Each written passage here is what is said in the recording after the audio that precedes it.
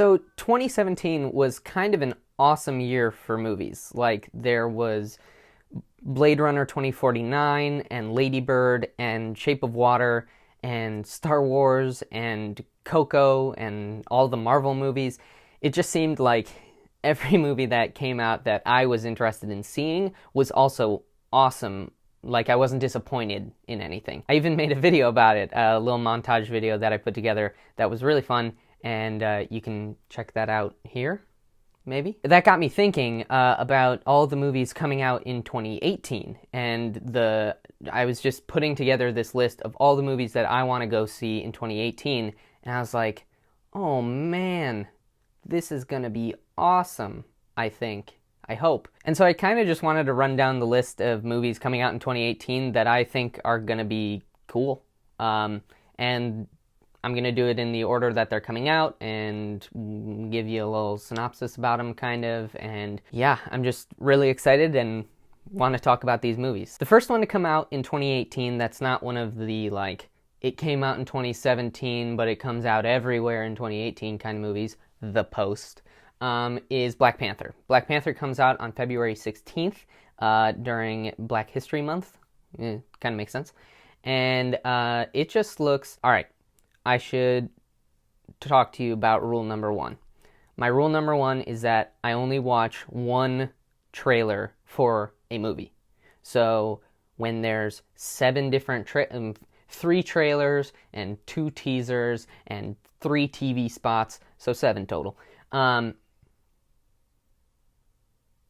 I don't know. When there's a bunch of trailers, I just watch the first real one, the long one, the one called a trailer. And I leave it at that. And that's kind of so that I don't spoil myself. I feel like these trailers, they spoil us these days. With all the different footage that they put in each trailer, you kind of can piece together the plot. And it's like, well, do I go to the movie now? So I only watch one trailer.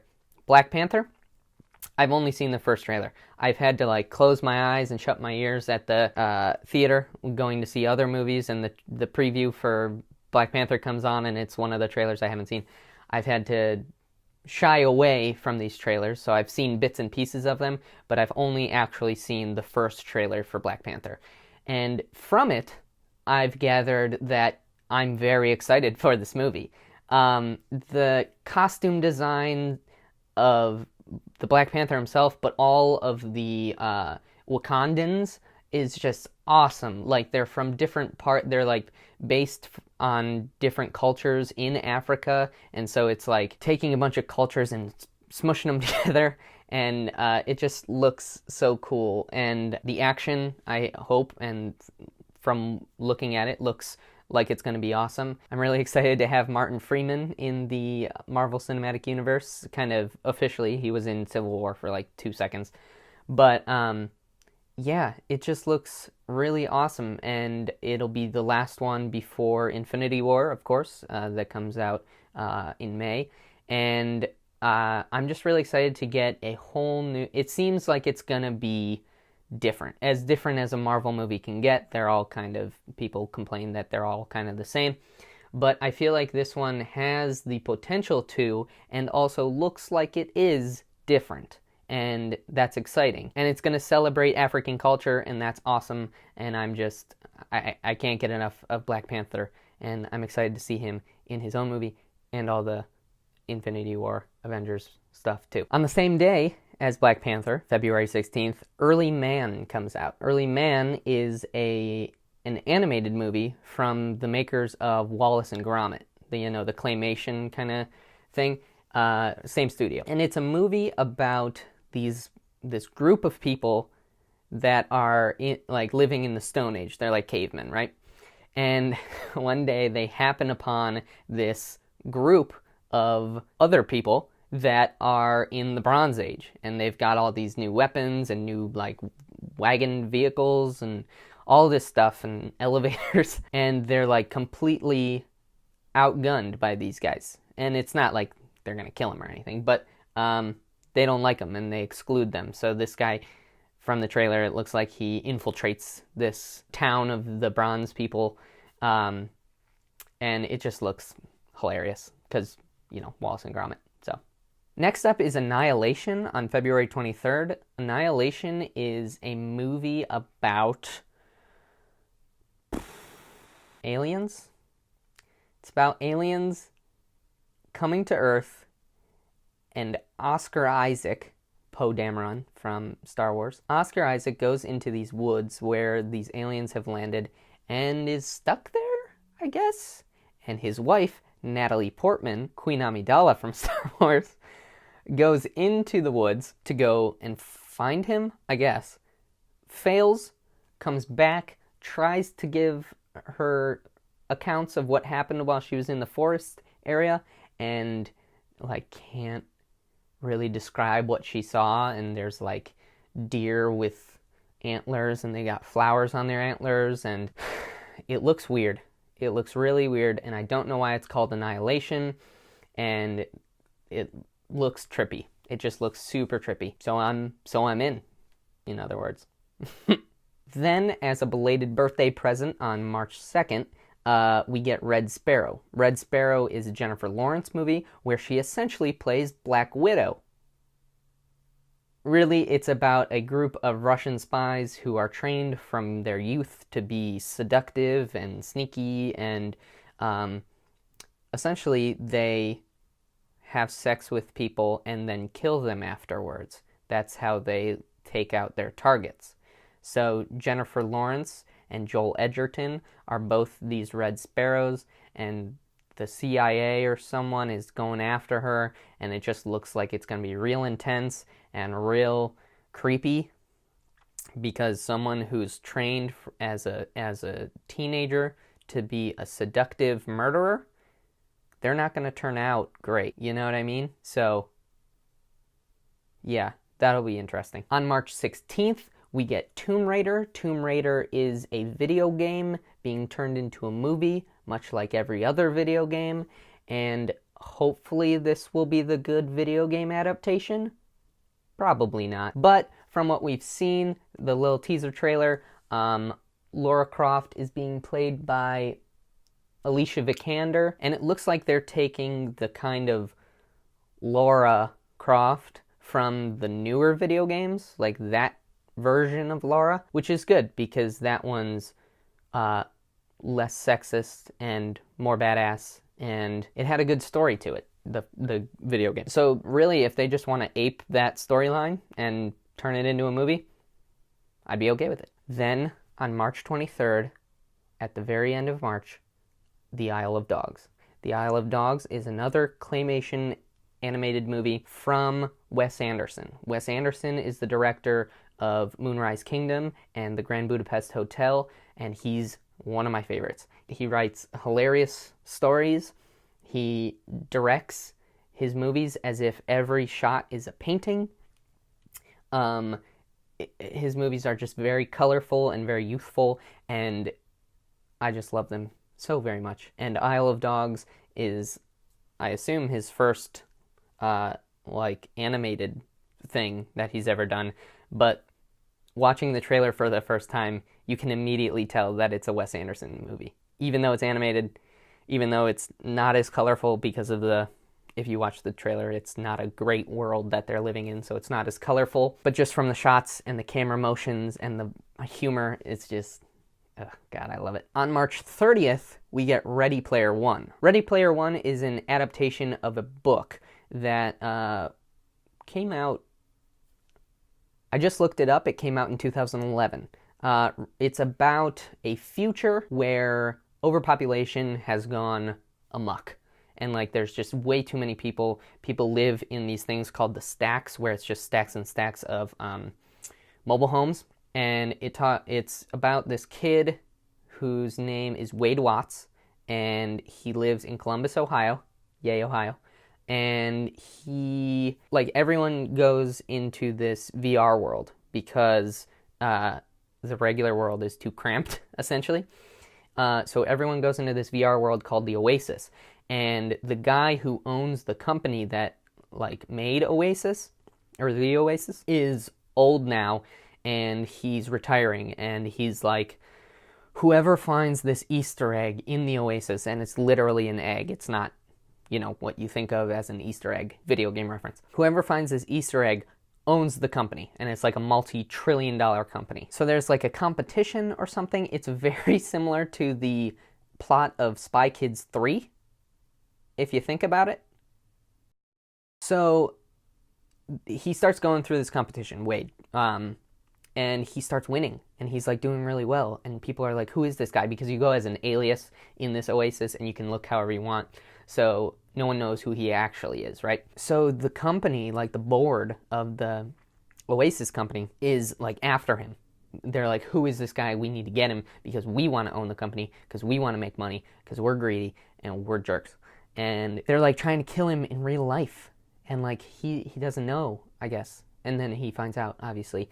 But it looks really fun and really intense, and there's like references all over the place. Like in the background and stuff, you see like the Iron Giant and Tracer from Overwatch, and Harley Quinn and Dumbledore, and the DeLorean from Back to the Future, and Marty McFly from Back to the Future 2. He's dressed in the future stuff. So they've just like gotten all of these rights to these characters and things, and I can't imagine how many more there are going to be in the actual movie, because all the ones I listed are from the trailer. So it'll be cool to see all the different references from all the different movies, all the Easter eggs. Sometime in March, we're supposed to get The God Particle. It won't be called that, but that's what it was called. The God Particle is a movie in the Cloverfield universe. Remember Cloverfield and 10 Cloverfield Lane? They take place in the same universe, even though they're completely different stories. It's like a connected universe, like Marvel or any other connected universe kind of thing. But the God Particle is supposed to be about these astronauts up in a space station, and they find this, they're using a particle accelerator thing, and they find this energy source or something, and it goes bad, obviously. I've liked both of the Cloverfield movies, and am very excited to see another one. But we don't have a release date, and it's already the end of January, so like, what's going on with this movie? Shouldn't it be like done by now? So I don't know. And then to kick off April 6th, we get A Quiet Place. A Quiet Place is a horror movie. It's more of, I guess it's a horror movie. It's John Krasinski and Emily Blunt, who are actually married in real life, playing married people who have 2 kids, a boy and a girl, and they live in this cabin out in the woods, and it's being haunted or hunted by something that is attracted to sound, which means it probably can't see, I guess, because the only danger is when they're making sound. So they like use sign language, like they don't speak, they walk on like rugs, and when they're outside they've made like these trails of salt or something white that they walk on, and they just do everything very quietly. They play board games with like these soft little pieces instead of the plastic, you know. And the boy, they're playing Monopoly, the boy and the girl, one night, and he knocks over a lamp, and it's like a gas lamp, so it lights things on fire. And John Krasinski like puts it out, and he's like, shush. And he's like listening, and you hear like these crawling noises, and then there's like a thud kind of noise, and everyone's scared, and he looks out the window, and it's all very intense and scary. So I'm hoping that it's not a regular horror movie, like it's actually good, because that'd be great. Like it was great. Not a lot of horror movies that are great, though, you know what I mean? On April 13th, speaking of horror movies, The New Mutants comes out. The New Mutants is one of the last in the XMen universe that's owned by Fox. They just got bought by Disney, Fox. So all the X-Men are going back to Marvel and Disney, and they'll be in the MCU and stuff, but there's still 2 more movies left in the Fox-owned kind of realm, right? And so the last one was Logan, and that was awesome, and this one is The New Mutants. It is kind of a continuation of the Logan story. It's set in that future where X-23 has grown up, I'm pretty sure this is right. And it's about these kids who are all mutants, and they're being haunted by something.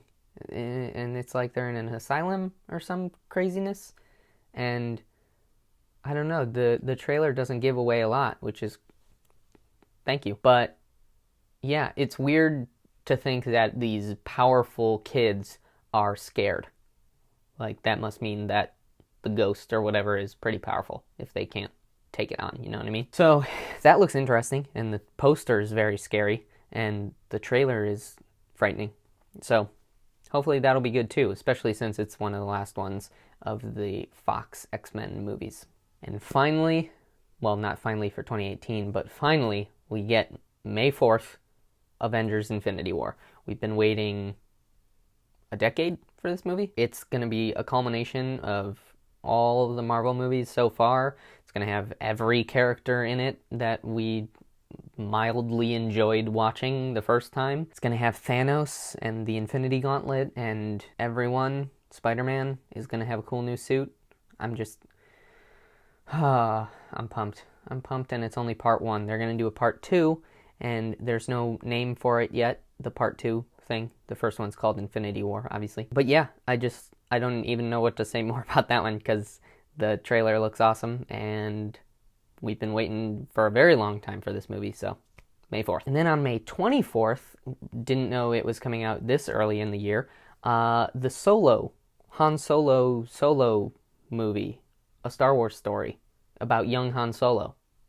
But that looks fun. We literally know nothing about it. We know Ron Howard is directing, and Donald Glover is going to be Lando Calrissian, and Emilia Clarke is going to be in it. And there's going to be a brand new Millennium Falcon, or like it's a younger Millennium Falcon, less scratches and stuff. Young Chewbacca, young Han Solo, played by Alden Ehrenreich. I think that's how you say his name. It's very complicated spelling. It's a very complicated spelling. But if he grows out the hair, you know, he can fit the look. You know, people we're already complaining that he doesn't look like a young Han Solo, and if this takes place even kind of close to A New Hope timeline-wise, then like, why doesn't he look exactly like Han Solo? Well, it's because it's not the same person. So that's movies. Sorry. On June 1st, we get Deadpool 2. Deadpool 2 is probably going to be ridiculous. I can't imagine that it's not going to be. Ryan Reynolds, again, playing Deadpool, of course. That's going to be awesome, as it was. We get Josh Brolin as Cable, which means that Josh Brolin is playing Cable, a time-traveling X-Men, and Thanos, the purple-headed Infinity Gauntlet guy from Infinity War. So he's in both versions of the Marvel's like movie universes, and that'll be weird when Disney takes over, because Deadpool is like staying as is in when he comes over to the MCU. Like, Ryan Reynolds is still gonna play him and stuff, so that'll be weird, and it'll probably get referenced. Deadpool 2 will also have a bunch of references itself, and it'll have Negasonic Teenage Warhead again, because she's amazing, and Colossus, because he was so funny, and I'm ready to laugh a lot at that movie. Ocean's 8, I don't think has a release date yet, but it'll probably be in the summer, I think, or maybe I just didn't write it down, but Ocean's 8 is coming out this year, presumably. Ocean's 8 is, the Ocean's 11 movies where it's like the heist guys and George Clooney and Brad Pitt. But Ocean's 8 is going to be an all-female cast. It's going to be 8 people, because the number always signifies how many people are in the group. And I think it's going to be cool, because it's got like Rihanna in it, and Sandra Bullock, and Helena Bonham Carter, and Anne Hathaway, and Cate Blanchett, and more people. Yeah, and the trailer looked fun, so it's going to be another Ocean's movie. It's just going to be all girls instead of all guys. So, cool. On June 15th, we get Incredibles 2. The Pixar movie of the year is Incredibles 2 after all this time.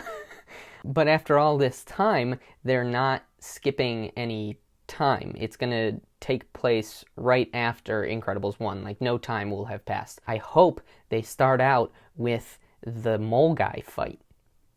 Like, I hope that's where the movie opens, is like mid that fight, you know, because they're all together. And I'm just so excited to get back into that world of Incredibles. And like, the music is so good. And I just can't wait for Jack to tear it up. I think it's going to be a lot of fun because Pixar movies, you know? And then on July 6th, we get our third and final Marvel movie of the year. As we get 3 Marvel movies a year now, it'll be Ant-Man and the Wasp. Now, this means that the Wasp will have a more prominent role. And seeing as the Wasp is just Ant-Man, but she can fly, she's just better than Ant-Man. So hopefully Hope Pym will be flying about saving the day, while Ant-Man is there for comedic relief, you know, because that was a fun movie, or a funny movie. But I liked the first Ant-Man. I thought it was really funny. I was sad that Edgar Wright didn't get to finish out directing it. I feel like, I mean, Edgar Wright is one of my favorite directors, and to have seen an Ant-Man movie from him would have been awesome. And you can kind of see his hands in the first one, but we won't in the second one, so I hope that doesn't, like, take away from it, you know what I mean? Like, comedy-wise, and, like, how fast his camera motions are, and just the silly stuff like that make it, you know, an Edgar Wright movie. But Scott Lang is going to be awesome, Hope Pym, and Scott's friend, Lewis, who Michael Pena plays in the first one. He was my favorite part of that movie. So I know we'll get more of him because he's in the cast for the second one. But yeah, I'm excited to get back into that more funny, like, weird heisty world of Ant-Man and the Wasp now. And yeah, that first picture we got a couple days ago of Ant-Man and the Wasp standing next to each other in their full suits was really cool looking, so I'm very excited. On July 20th, there's a movie coming out called Alita Battle Angel, which is, those are just 3 words put together, one of them fake, but it's based on an anime, like the Japanese anime called Alita Battle Angel. And it's about this, like, robot girl who's meant to, like, kill people, but she wants to be good, I guess. The trailer looks awesome. And the CG is really good for her specifically. She has these, like, big eyes, and it doesn't look awful, you know? Like, she has too big of eyes, like, unnaturally big, like anime eyes.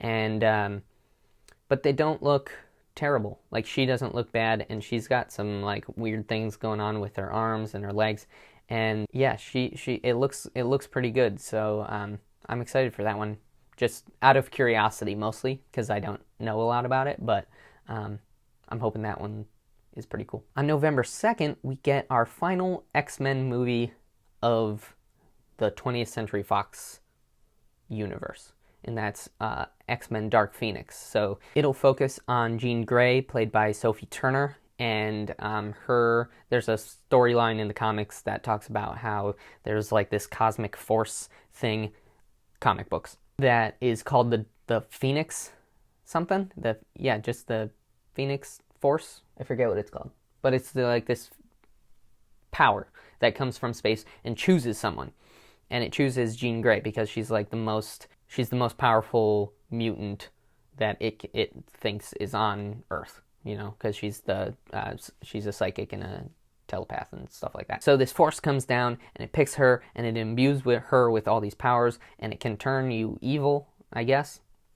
And she struggles with that a lot, and I think the X-Men will probably have to fight Sophie Turner, Jean Grey. And Apocalypse wasn't great, and Days of Future Past was good, and First Class was good. So, like, the kind of round 2 of the X-Men movies, there was kind of that revival where they did the First Class and stuff, where they went back to like the 70s or the 60s, and those have been pretty good. Apocalypse was really not good, so I hope that they can kind of go out with a bang, since this will be the last story they get to tell, you know what I mean? So I hope it's good. Sophie Turner as Jean Grey, I haven't really gotten behind. She just seems to like, she has red hair, so you're Jean Grey, and you're a big name right now because of Game of Thrones. But I hope that this movie can kind of prop her up and make her a cooler character than I felt she was in Dark Phoenix, or Apocalypse, or Days of Future Past. On November 16th, we get Fantastic Beasts: The Crimes of Grindelwald, which is the second movie of like 6 that they're making, or 5 that they're making in the Fantastic Beasts and Where to Find Them world of Harry Potter, you know, the sub-world. not really. Just that time period with Newt Scamander and young Dumbledore, played by Jude Law. I'm so excited for that. That's like the thing I'm most excited for about The Crimes of Grindelwald, is that Jude Law is playing young Dumbledore, because young Dumbledore sounds cool, Jude Law sounds cool, put them together, it's gonna be cool. One thing I'm not particularly excited for is the fact that, I won't spoil it, but Grindelwald turned from one well-known actor, kind of transformed into another well-known actor at the end of Fantastic Beasts, and you thought he was being played by one actor the whole movie, and then it's a different one, but also another famous one. And I kind of wish it was the first guy who was playing Grindelwald, but I guess not. So on November 21st, we get Creed 2. Now, Creed 2 is not about anyone named Creed, I guess. Rocky, the boxer movies, made a comeback recently with a movie called Creed. It was about Apollo Creed's son, right? And it was about Rocky training him to be a boxer, just like he was so long ago, right? At the end, he's kind of finished training this Creed kid. And so they kind of go their separate ways. And so in Creed 2, Rocky trains the Russian guy's kid. The Russian guy's kid from the other Rocky movie. So it's not about anyone named Creed. It's just another movie in the Rocky universe where Rocky teaches one of his old opponent's children how to box. But it's called Creed 2, like the sequel. I don't know, man. I don't know about that title, but okay. More Rocky, I guess. More boxing. Another boxing movie. Also on November 21st, if you don't want to go see someone get their face pummeled in, you can go see Ralph Breaks the Internet. Ralph Breaks the Internet is the sequel to Wreck-It Ralph that came out. I feel like it came out so long ago now, you know? Like, when did that come out? But Ralph Breaks the Internet is a sequel where Ralph and his little friend Glitch go off and break the internet, obviously. But just like the first one, I hope there's a ton of references to like video games and internet. I hope there's a lot of memes, a lot of cat memes. That'd be funny. But yeah, that'll be a fun one to look forward to. On December 14th, I don't know if it's coming to theaters. I think it is coming to theaters. But there's an animated Spider-Man movie coming out called Spider-Man Into the Spider-Verse. Yep, Into the Spider-Verse, which is a movie. Oh god, this is going to be hard to explain. It's a movie about Miles Morales. Miles Morales is a kid, like an 8-year-old child, who, after witnessing the death of Peter Parker, Spider-Man, says, I want to become the new Spider-Man. And his dad just so happens to have worked with Peter's dad on the radioactive spiders. So he goes and gets himself bit, and he becomes the new Spider-Man. This takes place in a different universe, because comic books, where it takes place in a universe where Peter has died, right? So there are other universes in this multiverse of comic books and now movies where Peter didn't die. So he somehow gets mixed up in all these universes and like meets Peter, even though Peter's dead, and he's meeting his hero that died and like inspired him to become the new Spider-Man. And there's probably going to be like Spider-Gwen, who's from a universe where Gwen Stacy didn't die, Peter died, and Gwen took up the mantle of Spider-Man. And like, there's all these different variations and stuff, but Miles Morales is really cool. People really like him. He's half black, half Hispanic, and he's super young. So he has to learn all the lessons that Peter learned as Spider-Man, like being naive and stuff like that. But the animation style looks really cool and like edgy and weird, and like it's 3D, but sometimes it looks 2D, and I don't know, it just looks really cool and colorful. So yeah, I'm excited for that one. And finally, on Christmas Day, we can all go see Mary Poppins Returns. That is an epic name for a movie that's not going to be epic. Like, there's not going to be any buildings falling down, but it's called Returns. It's going to be crazy. But it's Emily Blunt, from A Quiet Place. She does a horror movie, and then why not do Mary Poppins? But it's going to be a musical, and it's written, or like partially written, by Lin-Manuel Miranda, who's the guy from Hamilton and Moana. He's also going to be in it. He's going to be playing the chimney sweep guy, and there's going to be dancing and singing, and I'm all about it. Mary Poppins Returns. Dun dun! So those are all the movies that I'm excited for in 2018. There's a lot of them. You might have noticed that I did leave out some of the bigger ones, like Jurassic World, Fallen Kingdom, Aquaman, I think, is coming out in 2018, and probably any of the DC movies that are coming out in 2018. And my reason for that is because I'm not anticipating them. I'm not excited for them, and this video is about me being excited for movies. So I just don't think the DC movies are good, and I don't think I'm going to go see them anymore.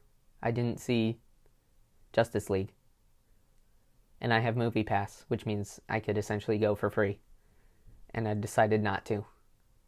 So, but these are just the movies I'm excited for. There's going to be so many more movies coming out in 2018, so let me know what movies you're excited for in the comments. What did I miss? And I'll see you next time. Thanks for watching.